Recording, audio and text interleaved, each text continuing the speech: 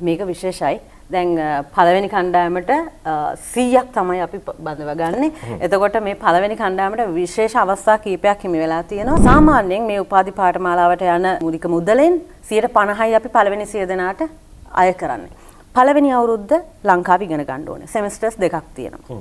ඊට පස්සේ දෙවන, තුන්වෙනි, හතරවෙනි අවුරුදු කෙලින්ම කොරියාවේ තමයි Tamanගේ උපාධිය සම්පූර්ණ කරන්න තියෙන්නේ. එතකොට ඒ සියලුම කර්තව්‍යයන් සම්බන්ධීකරණය කරමින් කොරියාවට දරුවා යවන දැන දක්වාම එහෙ ගිහිල්ලත් ළමයා උපාධිය සම්පූර්ණ කරන තැන දක්වාම IDM Nation campus ඔවුන් එක ඉන්නවා. ඒ අතරේ part time job opportunities උත් the Far East University එකෙන් ළමයාට දෙනවා. ඊට පස්සේ අවුරුදු දෙකක් job visa එකෙන් ළමයාට තමන්ගේ අදාළ වෘත්තීය ශාස්ත්‍රයේ රැකියාව කරන්න ජොබ් වීසා එක දෙනවා. මේක මේ නුපුහුණු වෘත්තිකයන් යවනවා වගේ එකක් නෙමෙයි. ඊටාම දියුණු විශ්වවිද්‍යාලයකට ගිහිල්ලා අධ්‍යාපනය හදාරලා තමන්ගේ රැකියා අවස්ථාවත් උරගා බලලා එතනින් එහාට PR එක දක්වා යන්න ලොකු ප්‍රෝග්‍රෑම් එකක්.